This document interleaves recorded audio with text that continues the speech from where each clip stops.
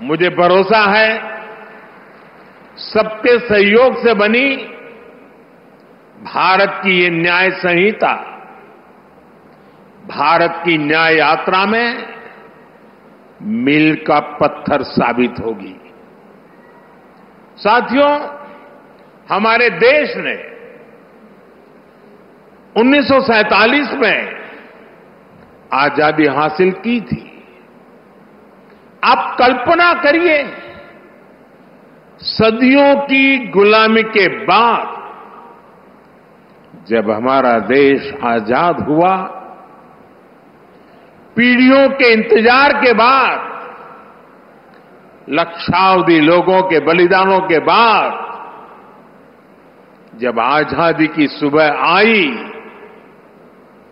तब कैसे कैसे सपने थे, देश में कितना उत्साह था। देशवासियों ने भी सोचा था अंग्रेज गए हैं तो अंग्रेजी कानूनों से भी मुक्ति मिलेगी। अंग्रेजों के अत्याचार का, उनके शोषण का जरिया ये कानून ही तो थे।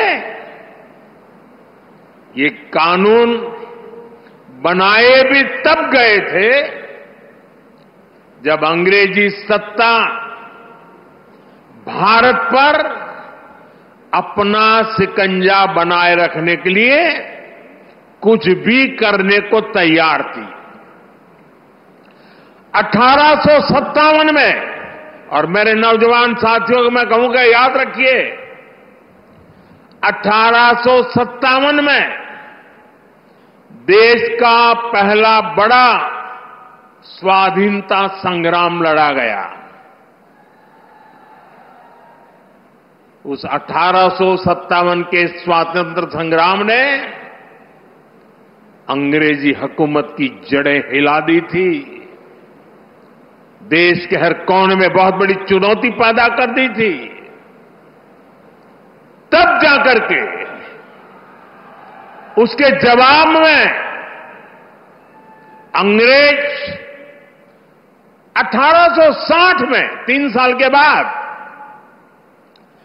इंडियन पिनल कोड यानी आईपीसी लेकर आए। फिर कुछ साल बाद इंडियन एविडेंस एक्ट लाया गया और फिर सीआरपीसी का पहला ढांचा अस्तित्व में आया। इन कानूनों की सोच और मकसद यही था कि भारतीयों को दंड दिया जाए, गुलाम रखा जाए। और दुर्भाग्य देखिए, आजादी के बाद दशकों तक हमारे कानून उसी दंड संहिता और पिनल माइंडसेट के इर्द गिर्द ही घूमते रहे, मंडराते रहे। और जिनका इस्तेमाल नागरिकों को गुलाम मानकर होता था। समय समय पर इन कानूनों में छोटे मोटे सुधार करने के प्रयास हुए, लेकिन इनका चरित्र वही बना रहा।